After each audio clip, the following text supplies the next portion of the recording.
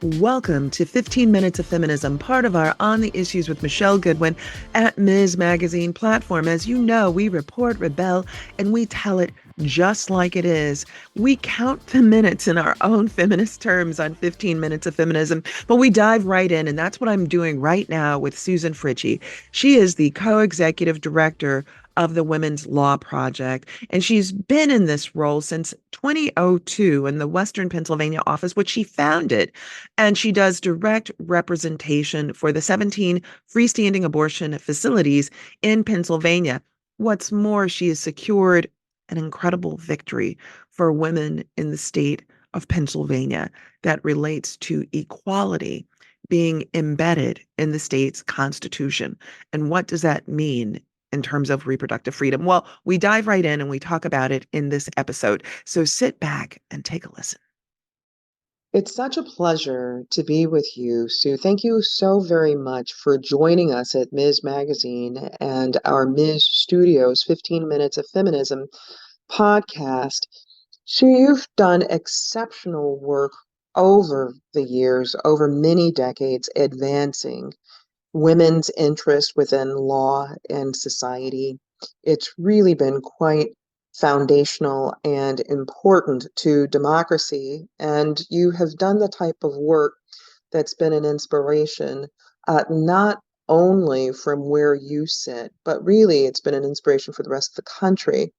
I want to turn to this work that you've been doing in terms of uh, expanding how we understand women's constitutional rights, their equality under law. Can you tell us a bit about the work that you've been doing in Pennsylvania? Sure, and thank you so much for having me on the show. I'm a longtime admirer.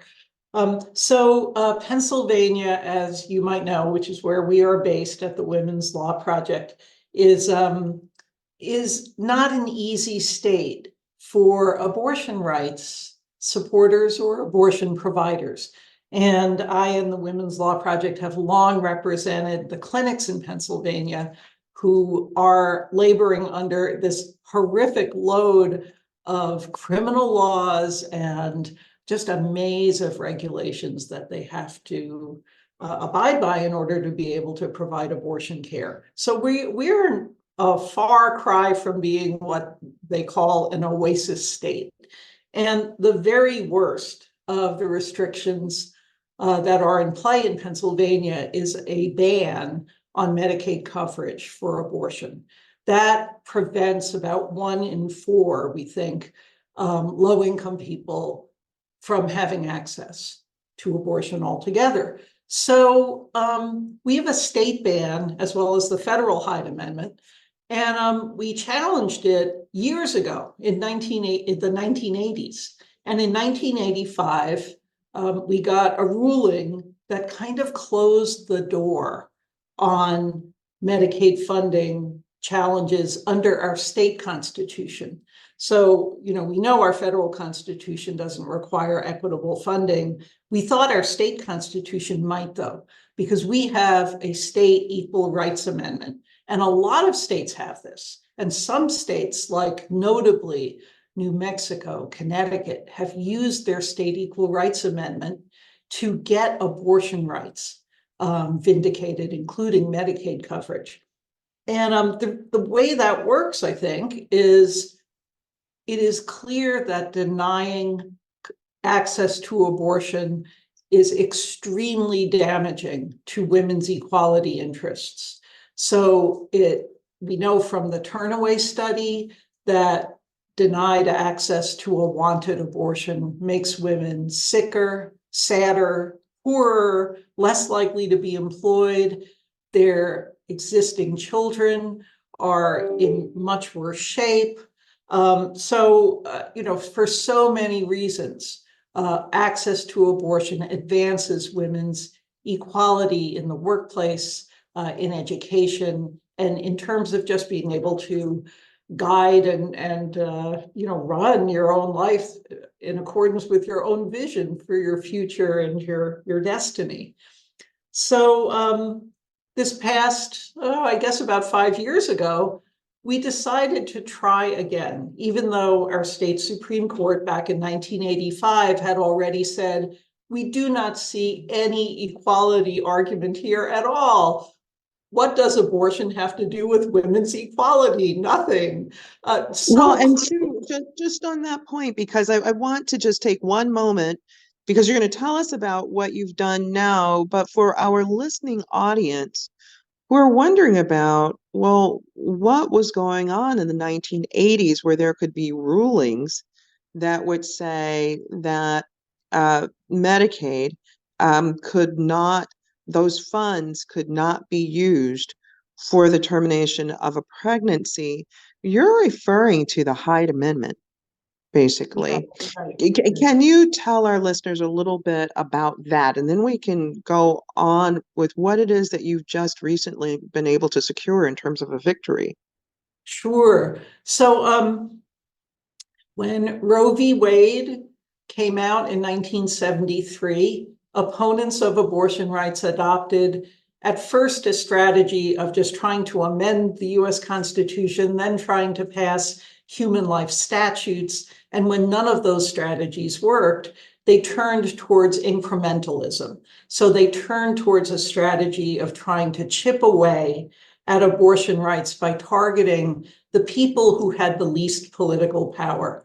And who has very little political power in our world? It's people without resources, low-income people.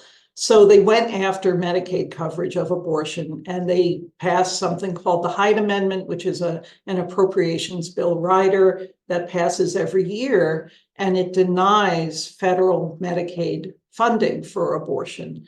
Now, states... Even though federal Medicaid funding can be used if you go to labor, delivery, and childbirth. So it's really the state making the choice about what the outcome would be, right? So funding if you're going to deliver, and no funding if you choose not to deliver, essentially. It was so clearly the government making the judgment for the individual that this is where we want you to be. And when you think about it, really, doesn't it arise out of and perpetuate a whole set of gender stereotypes about what women are supposed to do? Well, doesn't it, right? It conditions government funds on an outcome that members of the legislature would want for a woman.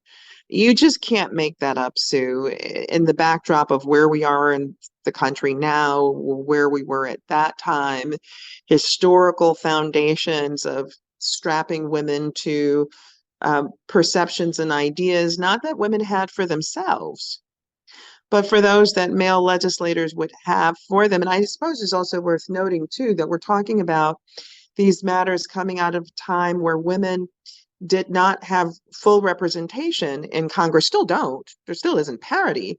But we're talking about coming out of times in which both state and federal legislatures might have been 90% male, 95% male. I mean, we still have in this country states where the representation of men is overwhelming, over 75%, 80%, 85%, and making judgments about women's lives without the full representation of women in those chambers.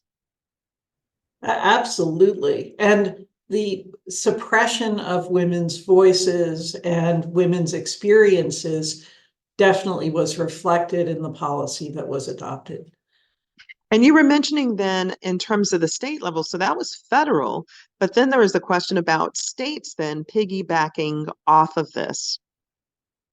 Well, right. So, the federal Constitution is not the only Constitution. So we have state constitutions as well. And state constitutions are really, they have very different provisions. Some of them have provisions that are much more protective of individual rights than our federal Constitution. And Pennsylvania is one of those states. We have an explicit protection in our Constitution for equality of rights under the law on the basis of sex. We have an ERA. And so that was the path that back in the 1980s, we thought we could take to win Medicaid coverage of abortion back again as a state constitutional matter instead of federal one. We lost so spectacularly, Michelle. We lost in a unanimous ruling in 1985 in a case called Fisher that was almost abusive in how dismissive it was of our claim that abortion rights are important for women's equality. But a lot changed since 1985.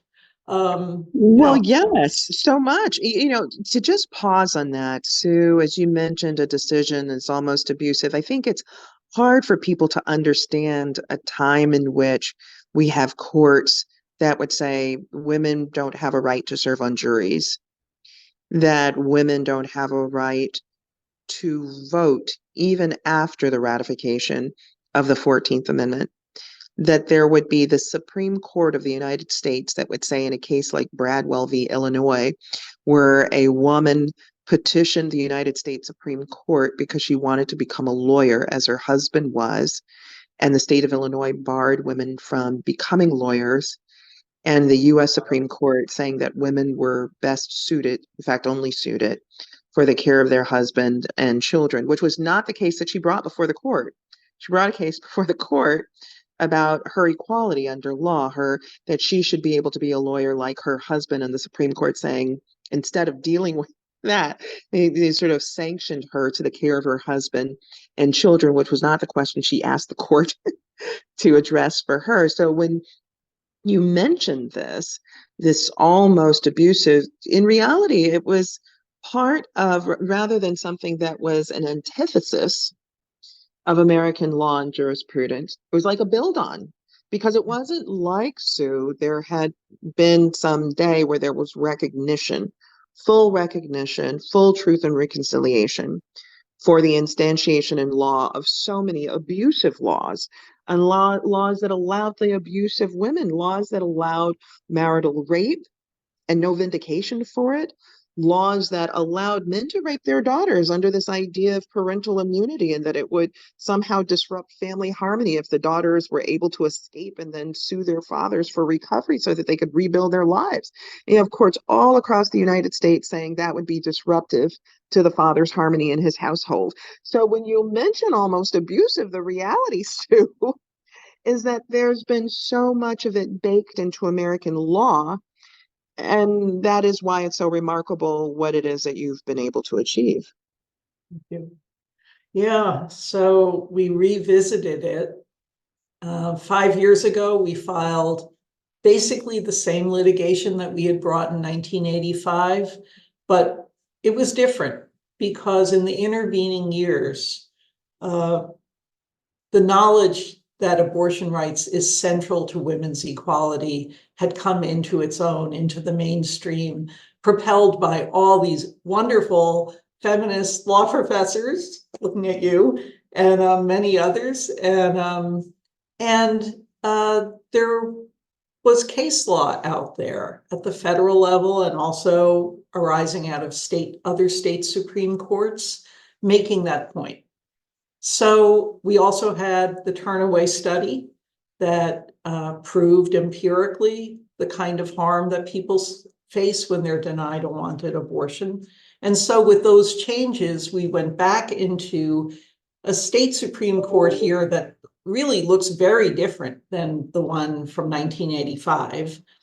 And just at the end of January, we got a monumental landmark decision in this case, Allegheny Reproductive Health Center versus Department of Human Services, that says that restrictions on abortion are a form of sex discrimination, and they are presumptively unconstitutional unless the government can meet a very, very high bar, a very hard test.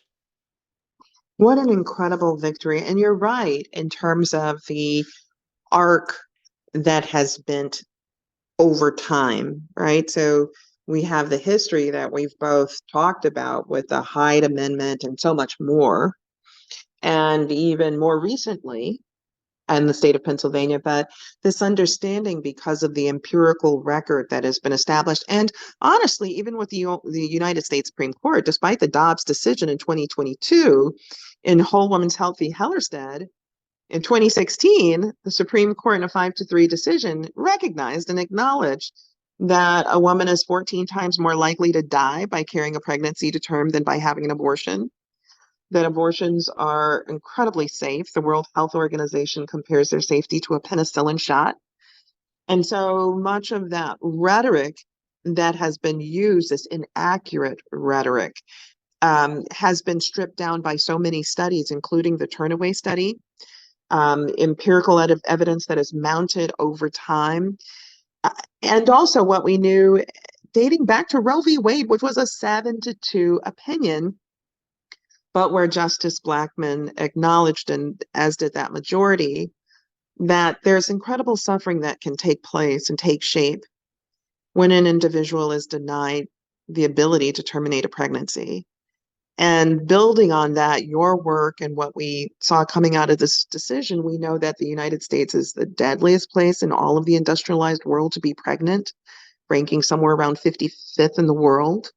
Maternal mortality and maternal morbidity are so incredibly high, and it is not a winning proposition towards promoting health to deny individuals the ability to be able to terminate a pregnancy, which for far too many people is really a life or death matter in the United States. Yeah, absolutely. Absolutely. Yeah, so the changed circumstances of somewhat better law, better facts. But I think really one of the things that played into our success at the Pennsylvania Supreme Court was the Dobbs ruling. The timing of it was remarkable. It happened only a few months before oral argument in our case. And I think it really brought home the necessity of interpreting our state constitution to be more protective than the federal constitution, which truly had been interpreted to abandon the interests of women and the safety of women. That's such a powerful reflection that, and in many ways, Dobbs opens that door, but opens it in a way that's hard to take in good faith, where Justice Alito and the majority say that, well, if there are women and people with uteruses that are dissatisfied with this, then you can vote on it. And on one hand, we see with the ballot initiatives, they've all been successful in terms of protecting the interests of being able to terminate a pregnancy or protecting the interest that that shouldn't be banned in a state's constitution. But we also know that voting rights are something that have become very fragile, also due to the Supreme Court, such that voter suppression is really high. All of that makes your work and what you've done incredibly important. And this victory before the Supreme Court there is just really, really remarkable. One of the things that we ask our listeners all the time, but we ask the people who join us on the podcast, we ask about a silver lining, because so much of what it is that we discuss can be so, it can be depressing. So it can be so hard, but it seems to me that where you are, what you've been able to accomplish is a silver lining itself. But I do want to ask you, what is that spark of hope that you see in relation to this work that you've been doing and in relation to this decision? Well, I was at a conference recently and someone came up to me and said, "Are your staff so depressed?" And I went, "No, they're not. They're on fire." We have got now such a powerful new tool to use at our state, and I think other states can follow the same path. Nevada has got a pending ERA challenge to their Medicaid ban on abortion, and it can be used far beyond just that. The ramifications might even extend to race discrimination cases. We're really excited about taking this over 300 pages of ruling and seeing where we can apply it and how we can use our state constitution to expand individual rights. It's remarkable. It's an honor and a privilege to be with you. You are absolutely right. You all are on fire and you're doing such amazing work. And it is an example of what can take shape across the country, and looking forward to even more coming out of Pennsylvania with you. Thank you so much, Sue, for joining me today. It's been my pleasure. Thanks so much. Guests and listeners, that's it for today's episode of On the Issues with Michelle Goodwin at Ms. Magazine. I want to thank each of you for tuning in for the full story and engaging with us. We hope you'll join us again for our next episode, where you know we'll be reporting, rebelling, and telling it just like it is. For more information about what we discussed today, head to MsMagazine.com and be sure to subscribe. And if you believe, as we do, that women's voices matter, that equality for all persons cannot be delayed, and that rebuilding America and being unbought and unbossed and reclaiming our time are important, then be sure to rate, review, and subscribe to On the Issues with Michelle Goodwin at Ms. Magazine in Apple Podcasts, Spotify, iHeartRadio, Google Podcasts, Stitcher, wherever it is that you receive your podcast. We are ad-free and reader-supported. Help us reach new listeners by bringing this hard-hitting content in which you've come to expect and rely upon by subscribing. Let us know what you think about our show, and please support independent feminist media. Look for us at MsMagazine.com for new content and special episode updates. And if you want to reach us, please do so. Email us at ontheissues@MsMagazine.com. We do read our mail. This has been your host, Michelle Goodwin, reporting, rebelling, and telling it just like it is. On the Issues with Michelle Goodwin is a Ms. Magazine joint production. Michelle Goodwin and Kathy Spiller are our executive producers. Our producers for this episode are Roxy Zoll, Oliver Hogg, and also Allison Whelan. Our social media content producer is Sophia Panagrahi. The creative vision behind our work includes art and design by Brandy Phipps, editing by Holland, and music by Chris J. Lee.